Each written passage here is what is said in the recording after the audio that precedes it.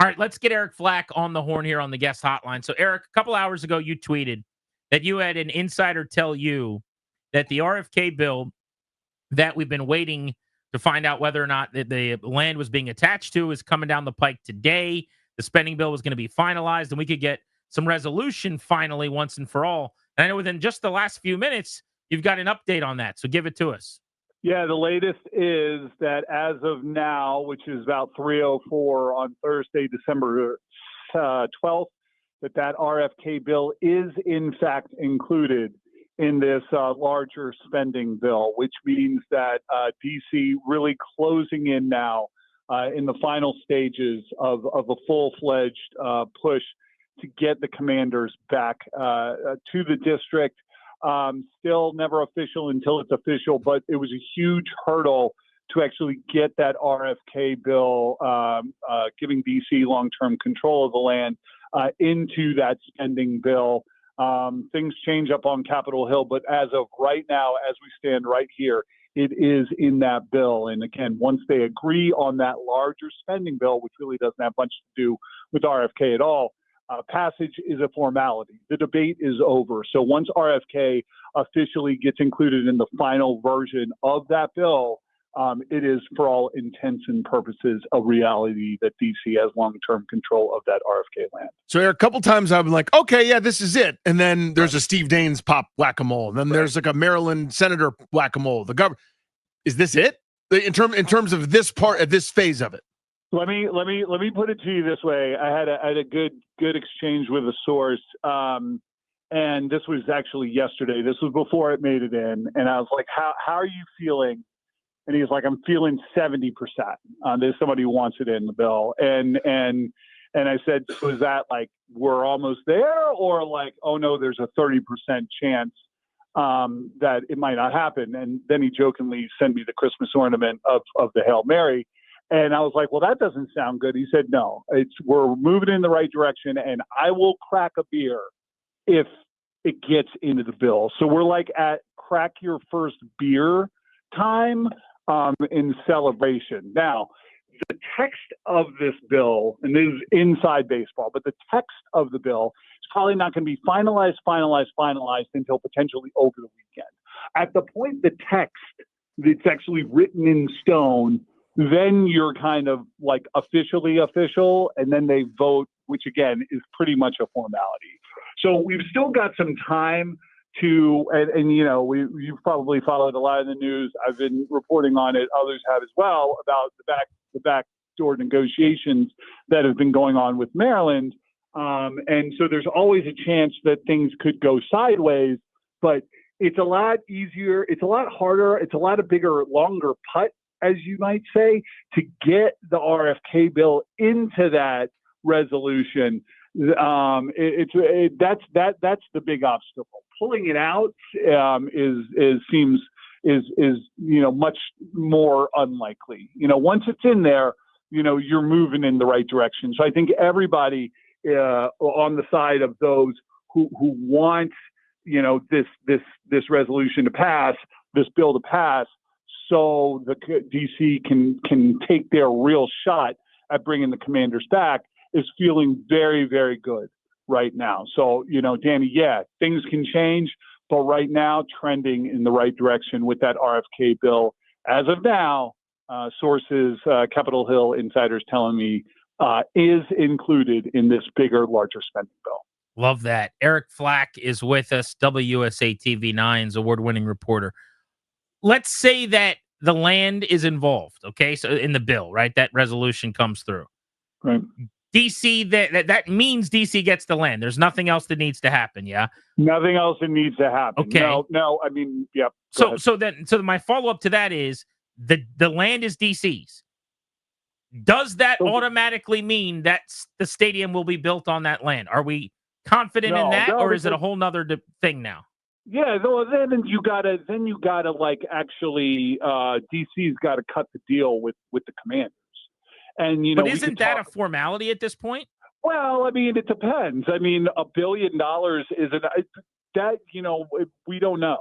I mean, you can read the room, as we've talked about before, and Mayor Bowser up in the the suite with Josh Harris and Roger Goodell high-fiving at the Titans game as a formality, but like they would have to approve money just like they did for Capital One. So the city council, DC council, will have to get involved at some point. They will have to produce, like, here is the agreement. Here is how much Washington, D.C. is expected to pay. I mean, we have a whole lot of steps before we are breaking ground, shovels in the ground at RFK, and they're coming back home, and circle your calendars for 2030, because that's when, the commanders return to the district and to RFK. But the biggest challenge always going to be, the one thing that was going to be the biggest obstacle was the fact that DC didn't even have the right to make the deal because they didn't control the land past 2037. Now they control this land. They don't own it. They control the land. They have the right to lease it out under this agreement for whatever they want, whether it's a football stadium, whether it's a shopping mall, whatever commercial entity you want to do, you'd be able to do it now at that land. But now you're at the point where DC has to be able to, negotiate with the commanders, say, here's what we're in with. What are you comfortable with? Part of the Maryland contingent's argument was in trying to block this was that federal taxpayers were giving DC basically a bargaining chip with the commanders. We're just giving them this federal land, which they are then going to turn around and give to the commanders for free to build a stadium there, which we don't know for sure, but is fairly likely. But so the agreement between the commanders and the DC still has to be formalized. Now, has talk happened behind closed doors that we don't know about? I mean, it'd be hard not to think that they weren't having exchanged a couple of numbers, but again, we don't know any of that for sure. Eric Flack with us here on Grant and Danny. So you mentioned Maryland here, and how would you quantify this? Like, did Maryland lose? Or did they get the concessions? And what does that mean? Because one of the things that they wanted, Eric, as you've talked about before, is what's going to happen to stupid FedEx Field or Northwest Field when you guys are gone? Which is a reasonable question, but it's also, if I'm the team, I'm also kind of going, I don't know if that's my problem or not, but whatever. Did Maryland get their conditions satisfied, and what does that mean in the future, or did they just lose?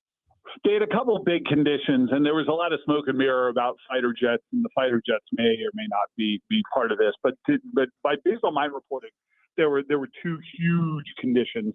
One, it was like what was going to happen to the future of FedEx Field, and then the second that kind of developed later on, and this is going to get really politicky, but the Maryland contingent, Senators Cardin and Van Hollen, were negotiating for huge amounts of disaster relief money to rebuild the Francis Scott Key Bridge, because that's the bridge earlier this year in Baltimore that collapsed. Everybody remembered that. And they want a bunch of federal money. We're talking billions and billions of dollars to rebuild it.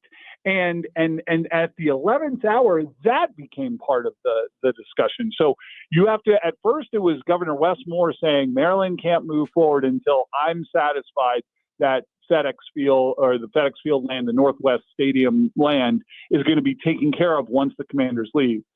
Nothing has been formally released on that. I'm pulling some strings on that, but I think it's safe to say that on some level, Governor Westmore and that land issue had been taken care of, okay, because we're here.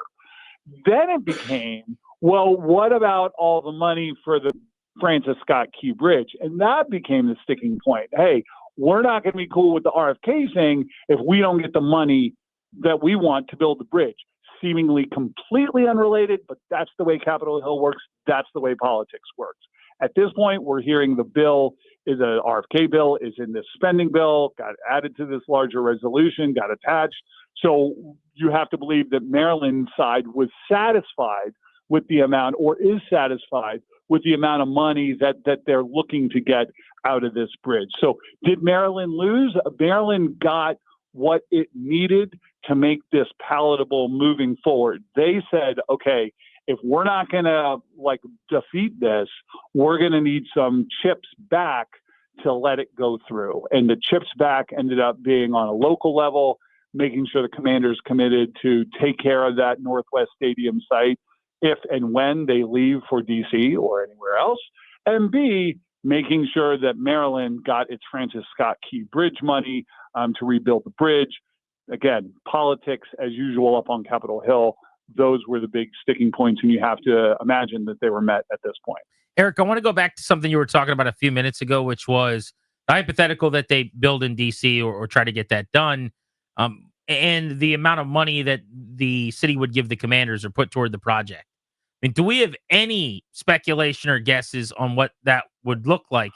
I think last we heard, Maryland had already told the Commanders they were forking over like $450 million or whatever to help build up the area around there. And then the second part of that question is, where is the money coming from? Because you told us, and so many others along the way told us, I think, at different points, that they didn't have the money for the Wizards and the Capitals and the Commanders, certainly all three of them.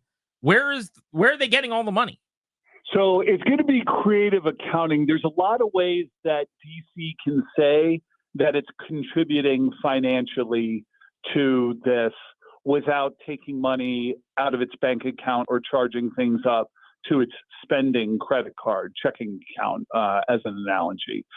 First of all, what DC does with all of these, like it did it with Audi Field, did it to a certain extent with Nats Park, is they built up the infrastructure. We're going to do the infrastructure. I think Mayor Bowser has already talked about providing infrastructure. And when you're talking about rebuilding that RFK site, the infrastructure piece is going to be huge. That is going to be hundreds of millions, may reach $1 billion just to do that. They're going to have to improve the metro. They're going to make that metro access better. They've got to redo the parking lots. They've got to redo everything. And that's going to be part of that contribution. That's a totally different budget, than, giving money to like redo Capital One Arena or just writing a check for a building or renovation. So you can creatively account for different ways. How much do you quantify for the land that they're going to get for free? If they were to go to Virginia, the Commanders would have to buy land. They are presumably going to get the RFK land for free or at some sort of a lease. Does that count?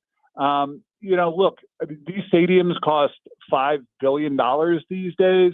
What I've heard they're going to do for a stadium is going to be something that's going to qualify for a Super Bowl, which means you're going to have 65,000 people minimum, and you're going to have a dome.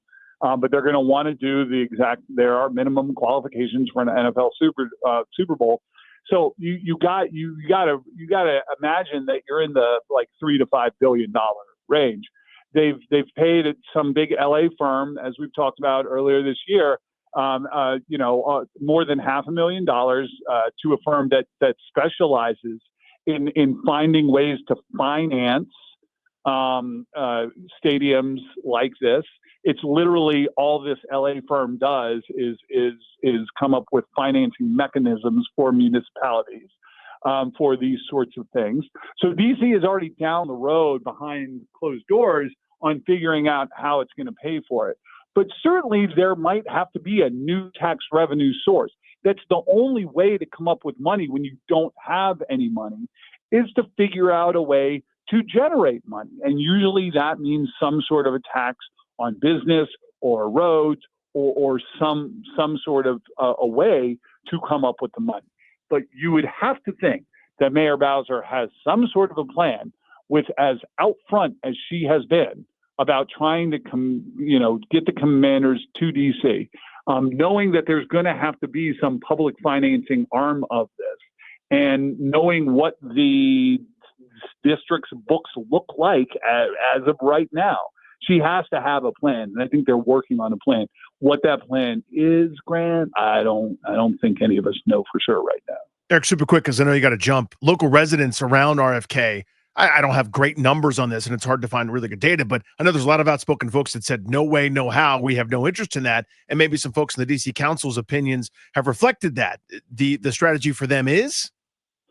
Oh, I mean, it's going to be a loud, big protest. I mean, I've done some reporting on this about what Josh Harris has gone through up in Philly. just to get this basketball arena, which he is paying for out of his own money, by the way. Mm-hmm. And even that's been a hassle. I mean, there are going to be loud protests. We are just starting it.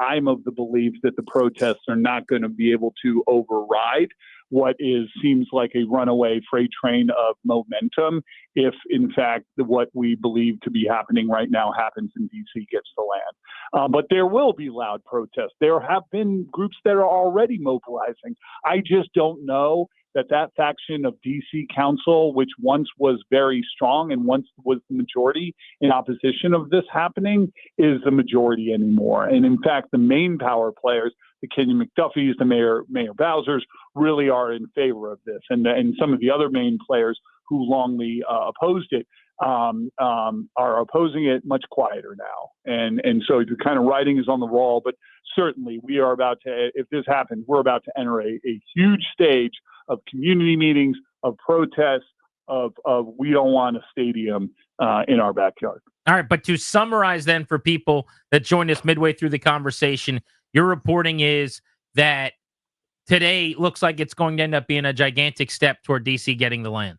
Enormous. To summarize, as of right now, the bill that would give D.C. long-term control of the RFK site, therefore clearing the way for Washington, D.C. to bring the Commanders back to the district after 28 years in Maryland, is included in the piece of legislation that it needs to be included in to become a reality in just days. And as we sit here right now, unless something changes, that bill is on track to be approved and clearing the way for what could be a momentous shift of the Washington Commanders back to D.C. Eric, awesome with us, man. Really appreciate it, buddy. Thank you. All right, see you guys.